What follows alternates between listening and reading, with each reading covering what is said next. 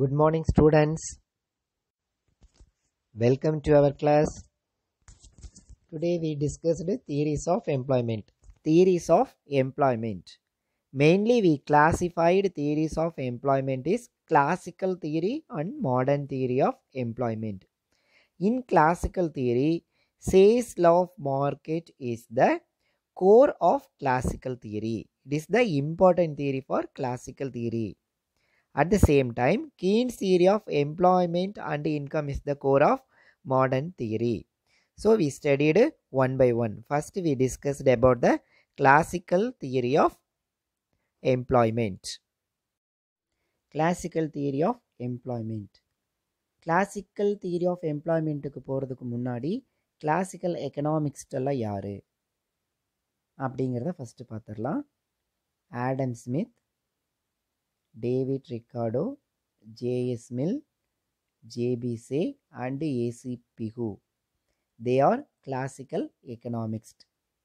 இந்த கிளாசிக்கல் எக்கனாமிக்ஸ்டுக்கு எல்லாமே வந்து டிஃப்ரெண்ட் வியூஸ் இருந்திருக்கு. Different views of classical economics on the issue of income and employment in the economy. Income and எம்ப்ளாய்மெண்ட்டை பற்றி இந்த கிளாசிக்கல் எக்கனாமிக்ஸ்டுக்கெல்லாம் டிஃப்ரெண்ட் வியூஸ் இருந்திருக்கு. ஸோ இந்த வியூஸ் எல்லாம் நம்ம கம்போஸ் பண்ணி தான் we come to the conclusion the classical theory of employment. ஏன் அப்படின்னா there was no single theory which could be labeled as classical theory of employment. single theory நமக்கு classical theory of employmentல இல்லை. So இந்த classical economicsடோட views எல்லாம் compose பண்ணி தான் classical theory of employment அப்படிங்கிற ஒரு கன்க்ளூஷனுக்கு வரும். இது எங்கே ஸ்டார்ட் ஆகுது அப்படின்னா start with Adam Smith in his book An Enquiry into the Nature and Cause of Wealth of Nation in 1776. 1776ல ஆடம் ஸ்மித்தோட வெல்த் ஆஃப் நேஷன் புக்கில் இருந்து தான் இந்த கிளாசிக்கல் தியரி ஆஃப் எம்ப்ளாய்மெண்ட்டோட பாயிண்ட்ஸு ஸ்டார்ட் ஆகுது. Since the publication of book classical theory was developed. அதுக்கப்புறம் தான் மற்ற கிளாசிக்கல் எக்கனாமிக்ஸ்டெல்லாம் இந்த தியரி ஆஃப் எம்ப்ளாய்மெண்ட்டை டெவலப் பண்ணுறாங்க. ஓகேவா? இப்போ இவங்களோட அஸ்யூம் என்ன அப்படின்னா the classical economics இவங்க எல்லாத்தோட அஸ்யூம் என்னன்னா that the economy operates at the level of full employment. level of full employmentனா எல்லா ஒர்க்கர்ஸ்க்குமே வந்து எம்ப்ளாய்மெண்ட் ஆப்பர்ச்சுனிட்டி இருக்குது அப்படின்னு அஸ்யூம் பண்ணியிருக்கிறாங்க. வித்தவுட் இன்ஃப்ளேஷனா there is no inflation. Inflation என்ன? Gradually increasing in the price level. கண்டினியூஸாக ப்ரைஸ் இன்க்ரீஸ் ஆகிட்டே இருந்ததுன்னா அது இன்ஃப்ளேஷன் சொல்கிறோம். But in the economy in long period without inflation. அப்படி ஒரு இன்ஃப்ளேஷனுங்கிற ஒரு சிச்சுவேஷன் கிடையாது. இது இவங்களுடைய செகண்ட் அசம்ஷன். ஃபஸ்ட்டு அஸ்யூம் என்ன அப்படின்னா ஃபுல் எம்ப்ளாய்மெண்ட், செகண்ட் வந்து without inflation. And they also assumed wages and prices of goods were flexible. Flexible means automatically adjusted. வேஜஸாக இருந்தாலும் சரி, ப்ரைஸஸ் ஆஃப் கூட்ஸாக இருந்தாலும் சரி, they are automatically adjusted. The competitive market extend in the economy, laissez-faire economy. Laissez-faire economy means there is no government intervention. Government வந்து price mechanismத்தில் interfere ஆகவே மாட்டாங்க. They are the price of the goods and wages are automatically adjusted. Next one, Say's law of market. Say's law of market is the core of the classical theory of employment. Classical theory of employmentல the main concept given by J.B. Say. Who is J.B. Say? J.B. Say was a French economist and also an industrialist. His period is 1776 to 1832. He was influenced by the writing of Adam Smith and David Ricardo. So he also became a famous economist. J.B. Say enunciated the proposition that supply creates its own demand. இவரோட main concept என்ன அப்படின்னா supply creates its own demand. நம்ம என்ன பொருளை production பண்ணாலும் அந்த product என்ன பண்ணால் தன்னோட ஓன் டிமாண்டை தானே க்ரியேட் பண்ணிக்கும். என்ன பொருளை நம்ம ப்ரொடக்ஷன் பண்ணாலும் அதுக்கான டிமாண்டு கண்டிப்பாக இருக்கும் அப்படிங்கிறதான் இவரோட main concept. Hence they cannot be general over production or the problem of unemployment in the economy. So அதனால் என்ன ஆகும் அப்படின்னா cannot be general over production. Over ப்ரொடக்ஷனும் இருக்காது, ப்ராப்ளம் ஆஃப் அன்எம்ப்ளாய்மெண்ட்டும் இருக்காது. இந்த எக்கானமியில் over production and unemployment problem இருக்காது அப்படிங்கிறது தான் இவரோட main concept. According to Say when goods are produced by firms in the economy, firms வந்து goods-ஐ ப்ரொடக்ஷன் பண்ணுறாங்க and also they pay reward to the factors of production. Production பண்ணுறதுக்காக அந்த factors of ப்ரொடக்ஷனுக்கான reward கொடுத்துட்றாங்க. Factors of production land, labour, capital, ஆர்கனைசேஷனுக்குரிய reward வந்து அவங்க பே பண்ணிடுறாங்க. ப்ரொடக்ஷன் பண்ணுறதுக்கு ஃபேக்டர்ஸ் ஆஃப் ப்ரொடக்ஷனுக்குரிய அமௌண்ட்டை பே பண்ணிடுறாங்க. The house hold after receiving rewards, நம்ம என்ன பண்ணுறோம், இப்போ வேலைக்கு போயிட்டு நமக்கான ரிவார்டை வந்து ரிசீவ் பண்ணதுக்கப்புறம் the factors of production spend the amount on the purchase of the goods and services produced by them. நம்ம ரிவார்டு வாங்கிட்டு வந்துட்டு என்ன ப்ரொடக்ஷன் பண்ணுமோ அதையவே நம்ம என்ன பண்ணுறோம்னா அமௌண்ட்டை கொடுத்துட்டு அந்த ப்ராடக்டை நம்ம வந்து வாங்கிடுறோம். இதனால் என்ன ஆகும் அப்படின்னா, therefore each product produced in the economy creates a demand equal to its value in the market. அப்போ நம்ம என்ன ப்ரொடக்ஷன் பண்ணாலும் நம்ம என்ன பண்ணிடுறோம்னா அதுக்கான அமௌண்ட்டை நம்ம வாங்கிட்டு வந்துட்டு அந்த ஃபுல் அமௌண்ட்டையும் ஸ்பெண்ட் பண்ணி அந்த ப்ராடக்டை நம்ம திருப்பி வாங்கிடுறோம். அப்போது each product produced in the எக்கானமியில் ப்ரொடக்ஷன் பண்ணக்கூடிய எல்லா ப்ராடக்ட்டுமே கிரியேட்ஸ் எ டிமாண்ட், தனக்கான டிமாண்டை க்ரியேட் பண்ணிக்கும், equal to its value in the மார்க்கெட்டில் தன்னோட வேல்யூக்கு ஈக்குவலான டிமாண்டை க்ரியேட் பண்ணிக்கும். So supply creates is own demand. Simply J B சேவோட கான்செப்ட் என்ன அப்படின்னா supply creates is own demand. So next Say's law simple explanation. That boy is Tom. Tom makes and sells lemonade and Tom earns money from the sale of lemonade and Tom spends his money to purchase some other goods. So in short, the classical theory explains a person receives his income from production which is spent on the purchase of goods and services produced by others. நம்ம production பண்ணி நமக்கு கிடைக்கிற இன்கம்மை நம்ம என்ன பண்ணுறோம்னா வேறு ப்ரொடக்ஷனை வாங்குறதுக்கு full and ஃபுல்லாக நம்ம ஸ்பெண்ட் பண்ணிடுறோம். For the economy as a whole, அப்போ டோட்டல் எக்கானமி எப்படி இருக்குது அப்படின்னா, தேர்ஃபோர் டோட்டல் ப்ரொடக்ஷன், நம்ம ப்ரொடக்ஷனில் கிடைக்கக்கூடிய அந்த டோட்டல் இன்கம்மை வந்து ஈக்குவல் டு டோட்டல் இன்கம். நம்ம இன்கம்மை வந்து அதர் குட்ஸை வந்து நம்ம வாங்குறதுக்காக அந்த இன்கம்மை ஸ்பெண்ட் பண்ணிடுறோம். ஸோ அதை நம்ம டிமாண்ட் சொல்லிடுறோம். நம்மளுடைய ப்ரொடக்ஷனை சப்ளைன்னு சொல்லலாம்.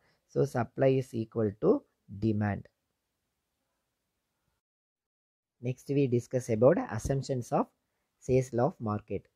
அசம்ஷன்ஸ் அப்படின்னா சர்டன் கண்டிஷன்ஸ். இந்த கண்டிஷன்ஸ் எல்லாம் இருந்தால் தான் இந்த லா வந்து ரன் ஆகும். ஸோ என்னென்ன கண்டிஷன்ஸ் அப்படின்னு பார்க்கலாம். The Say's law of market is based on the following assumptions. The first one வந்து no single buyer or seller of commodity or an input can affect price. அந்த பையர் செல்லர் யாருமே வந்து ப்ரைஸை effect பண்ண முடியாது. So price is automatically adjusted. Full employment, எல்லாத்துக்குமே இங்கே employment opportunities இருக்குது. People are motivated by self interested and self interested determine economic decision.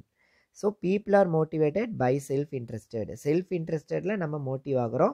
அந்த self interested determine the economic activities. நம்மளை யாருமே ஃபோர்ஸ் பண்ணுறது கிடையாது. இங்கே வேலைக்கு போகணும் அல்லது இந்த பொருளை பர்ச்சேஸ் பண்ணணும் அப்படின்னு யாருமே வந்து ஃபோர்ஸ் பண்ணுறதில்ல. Peoples are motivated by self interested. அந்த நம்மளோட செல்ஃப் இன்ட்ரெஸ்ட் தான் எக்கனாமிக் டிசிஷனை டிட்டர்மினேஷன் பண்ணுது. The laissez faire policy. Laissez faire policy அப்படின்னா there is no government intervention. Government இதில் எந்த இதுலையும் இன்டர்ஃபியர் ஆகவே கூடாது. அப்போ தான் the policy is very important, essential for an automatic and self adjusting process of full employment equilibrium. எல்லாத்துக்குமே employment opportunities இருக்கணும் அப்படின்னா அது ஆட்டோமேட்டிக்காக அட்ஜஸ்ட் ஆகணும், கவர்மெண்ட்டோட இன்டர்வென்ஷன் இருக்கக்கூடாது. Market forces determine everything rights. Market forces எல்லாம் என்னென்ன அப்படின்னா demand and supply. So demand and supply determine everything rights. There will be a perfect competition in labor and product market. Labor market இருந்தாலும் சரி, product மார்க்கெட்டாக இருந்தாலும் சரி, there will be a perfect competition. Perfect competition அப்படின்னா என்ன அப்படின்னா large number of buyers and sellers and fixed price. இந்த 2 character இருக்கக்கூடிய market தான் perfect competition. So labour market and product மார்க்கெட்டில் பர்ஃபெக்ட் காம்படிஷன் இருக்குது. There is wage price flexibility. வேஜும் ப்ரைஸும் எப்படி இருக்கும் அப்படின்னா ஃப்ளெக்சிபிளாக இருக்கும். Flexible means automatically adjusted. Money act only as a medium of exchange. பணத்தோட வேலை என்ன அப்படின்னா த மீடியம் ஆஃப் எக்ஸ்சேஞ்ச் மட்டும்தான். Long run analysis. இந்த கான்செப்ட் அப்படிங்கிறது ஒரு long run analysis, short run analysis கிடையாது. There is no possibility for over production and unemployment. Over ப்ரொடக்ஷனுக்கும் அன்எம்ப்ளாய்மெண்ட்டுக்கும் பாசிபிலிட்டிஸே இல்லை. There is no possibility for over production and unemployment. எல்லா ப்ரொடக்ஷனுமே சேல்ஸ் ஆகிடும், எல்லாத்துக்குமே எம்ப்ளாய்மெண்ட் ஆப்பர்ச்சுனிட்டிஸ் இருக்கும். So no possibility for over production and unemployment. Unutilised resources. ஏதாவது ரிசோர்ஸஸ் இன்னும் யூட்டிலைஸ் ஆகாமல் இருந்ததுன்னா used until reaches full employment. எல்லாத்துக்குமே எம்ப்ளாய்மெண்ட் ஆப்பர்ச்சுனிட்டிஸ் கிடைக்கிற வரைக்கும் இருக்கிற எல்லா ரிசோர்ஸஸையும் நம்ம யூஸ் பண்ணிகிட்டே இருக்கோம், கண்டினியூஸாக யூஸ் பண்ணிகிட்டே இருப்போம். No government intervention. கவர்மெண்ட் இன்டர்வென்ஷனே இருக்காது. Automatic price adjustment mechanism operated. Price mechanism எப்படி இருக்கும் அப்படின்னா ஆட்டோமேட்டிக்காக அட்ஜஸ்ட் ஆகிடும். ப்ரைஸ் வந்து என்ன ஆகும்னா அது ஆட்டோமேட்டிக்காக கொஞ்சம் அதிகமானாலும் அது ஆட்டோமேட்டிக்காக ரெடியூஸ் ஆகிடும், ரொம்ப குறைஞ்சாலும் அது ஆட்டோமேட்டிக்காக ரைஸ் ஆகிடும். ஸோ ப்ரைஸ் ஆட்டோமேட்டிக்காக அட்ஜஸ்ட் ஆகிடும், கவர்மெண்ட் இன்டர்வென்ஷன் கிடையாது.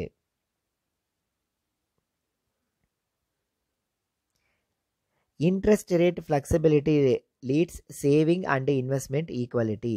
சேவிங் அண்டு இன்வெஸ்ட்மெண்ட் வந்து ஈக்குவலாக இருக்கிறதுக்கு இன்ட்ரெஸ்ட் வந்து ஒரு முக்கியமான ஒரு டூலாக இருக்கும். நம்மளுடைய எல்லா சேவிங்கும் என்னவா மாறிடும் அப்படின்னா இன்வெஸ்ட்மெண்ட்டாக மாறிடும். Next one, implications of Say's law. Say's லாவோட இம்ப்ளிகேஷன்ஸ் எல்லாம் என்னென்னு ஒன் பை ஒன்னாக பார்க்கலாம்.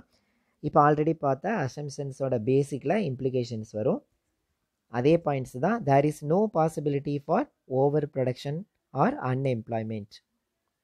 So on the basis of Say's law there is no possibility for overproduction and unemployment. Overproductionக்கும் unemploymentக்கும் possibilities இல்லை.